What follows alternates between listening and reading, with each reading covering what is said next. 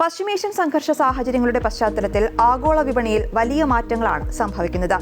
ഇതിൽ സ്വർണ്ണവിലയിലുണ്ടാകുന്ന ഏറ്റക്കുറച്ചിലുകളും ശ്രദ്ധേയമാണ്. രാജ്യങ്ങൾ കരുതൽ നിക്ഷേപമായാണ് പ്രധാനമായും സ്വർണം ശേഖരിക്കുന്നത്. ഇത് കേവലം ആഡംബരത്തിനല്ല. യുദ്ധം, സാമ്പത്തിക മാന്ദ്യം തുടങ്ങി ആഗോള പ്രതിസന്ധികൾ ഉണ്ടാകുമ്പോൾ സാധാരണ കറൻസികളുടെ മൂല്യം ഇടിഞ്ഞേക്കാം. എന്നാൽ അത്തരം ഘട്ടങ്ങളിൽ സ്വർണത്തിന്റെ മൂല്യം വർദ്ധിക്കാറാണ് പതിവ്. അതുകൊണ്ടാണ് ലോകത്തെ പ്രമുഖ രാജ്യങ്ങളെല്ലാം തങ്ങളുടെ ആസ്തിയുടെ വലിയൊരു ഭാഗം സ്വർണമായി സൂക്ഷിക്കുന്നത്. അന്താരാഷ്ട്ര നാണയനിധി പോലെയുള്ള സ്ഥാപനങ്ങളും സ്വർണത്തിന് വലിയ പ്രാധാന്യമാണ് നൽകുന്നത്. ഒരു രാജ്യത്തിന്റെ കടമെടുക്കാനുള്ള ശേഷിയും സാമ്പത്തിക വിശ്വാസ്യതയും അളക്കുന്നതിൽ അവർ കൈവശം വച്ചിരിക്കുന്ന സ്വർണ്ണ ശേഖരത്തിന് വലിയ പങ്കുണ്ട്. രാജ്യങ്ങളുടെ സമ്പദ്വ്യവസ്ഥയിൽ ഭൂരിഭാഗവും ഡിജിറ്റൽ യുഗത്തിലേക്ക് മാറിയിട്ടും സ്വർണത്തിന്റെ തിളക്കം കുറയാത്തതിന്റെ കാരണവും ഇതുതന്നെയാണ്. അമേരിക്കയുടെ ആധിപത്യവും ചൈനയുടെ മുന്നേറ്റവും ഇന്ത്യയുടെ സാമ്പത്തിക സുരക്ഷയുമെല്ലാം ഒരു പരിധിവരെ മഞ്ഞലോഹത്തിന്റെ കരുത്തിലാണെന്നും പറയാം. സ്റ്റോക്ക് മാർക്കറ്റുകളും ഡിജിറ്റൽ പേയ്മെന്റുകളും സാമ്പത്തിക ശക്തികളുടെ അളവുകോലാകുന്നതിന് മുൻപ് രാജ്യങ്ങളുടെ കരുത്ത് അളന്നിരുന്നത് സ്വർണത്തിന്റെ അടിസ്ഥാനത്തിലായിരുന്നു. ഇന്നും ആഗോള സാമ്പത്തിക അസ്ഥിരതകളുണ്ടാകുമ്പോൾ ലോകരാഷ്ട്രങ്ങൾ ഏറ്റവും കൂടുതൽ വിശ്വസിക്കുന്നത് സ്വർണത്തെ തന്നെയാണ്. അമേരിക്കയാണ് ലോകത്തിലെ ഏറ്റവും വലിയ സ്വർണ്ണ ശേഖരം കൈവശമുള്ള രാജ്യം.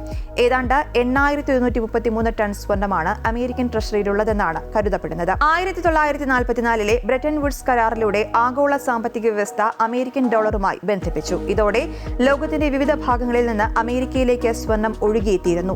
ഈ വമ്പിച്ച സ്വർണ്ണ ശേഖരത്തിന്റെ കരുത്തിലാണ് ഡോളർ ഇന്നും ലോകത്തെ ഏറ്റവും കരുത്തുറ്റ കറൻസിയായി നിലനിൽക്കുന്നത്. സ്വർണ്ണ ശേഖരത്തിന്റെ പട്ടികയിൽ 2ാം സ്ഥാനത്തുള്ളത് ജർമ്മനിയാണ്.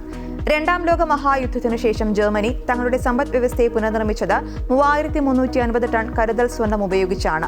ഈ സ്വർണ്ണ ശേഖരമാണ് ജർമ്മനിയുടെ സാമ്പത്തിക ഭദ്രതയുടെ അടിസ്ഥാനം. 2,452 ടൺ സ്വർണ്ണ ശേഖരവുമായി ഇറ്റലിയാണ് ഈ പട്ടികയിൽ 3ാം സ്ഥാനത്തുള്ളത്.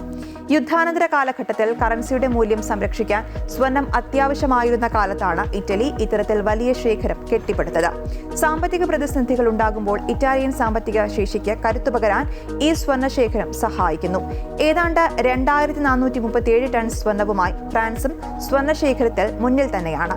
തങ്ങളുടെ സാമ്പത്തിക സ്ഥിതി അമേരിക്കൻ ഡോളറിനെ മാത്രം ആശ്രയിച്ച് മുന്നോട്ട് പോകുന്നതിൽ താൽപര്യം പ്രകടിപ്പിക്കാതിരുന്ന ഫ്രാൻസ് വർഷങ്ങളായി തങ്ങളുടെ സ്വർണ്ണ ശേഖരം വർദ്ധിപ്പിക്കുന്നതിൽ ശ്രദ്ധ കേന്ദ്രീകരിച്ചിരുന്നു. റഷ്യയുടെ സ്വർണ്ണ ശേഖരത്തിന് രാഷ്ട്രീയമായും വലിയ പ്രാധാന്യമാണുള്ളത്. റഷ്യയുടെ കൈവശമുള്ളത് 2,300-ലധികം ടൺ സ്വർണ്ണമാണ്.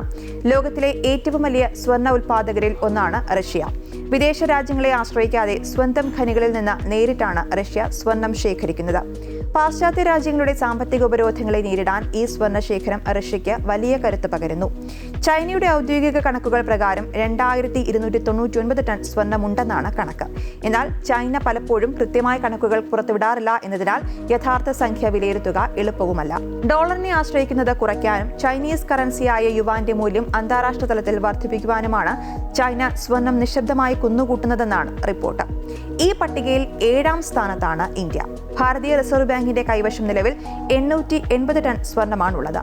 ആഗോള വിപണിയിലെ അസ്ഥിരതകളിൽ നിന്ന് ഇന്ത്യൻ രൂപയെ സംരക്ഷിക്കുക എന്ന ലക്ഷ്യത്തോടെയാണ് RBI കഴിഞ്ഞ കുറച്ചു വർഷങ്ങളായി സ്വർണ്ണശേഖരം വലിയ തോതിൽ വർദ്ധിപ്പിക്കുന്നത്. ഇന്ത്യയെ സംബന്ധിച്ചിടത്തോളം സ്വർണം എന്നത് എക്കാലത്തും സുരക്ഷിതമായ ഒരു സാമ്പത്തിക കവചമാണ്. 2026ഓടെ ഇന്ത്യയുടെ സ്വർണ്ണ ശേഖരം പുതിയ ഉയരത്തിലെത്തുമെന്നാണ് കരുതപ്പെടുന്നത്. വിദേശ നാണയ ശേഖരം വൈവിധ്യവൽക്കരിക്കുന്നതിന്റെ ഭാഗമായാണ് ഇന്ത്യ ഇത്തരത്തിൽ നിരന്തരമായി സ്വർണം വാങ്ങുന്നത്. സർക്കാർ തലത്തിലും വ്യക്തിഗത തലത്തിലും ലോകത്തെ ഏറ്റവും വലിയ സ്വർണ്ണ ഉപഭോക്താക്കളിൽ ഒന്നാണ് ഇന്ത്യ.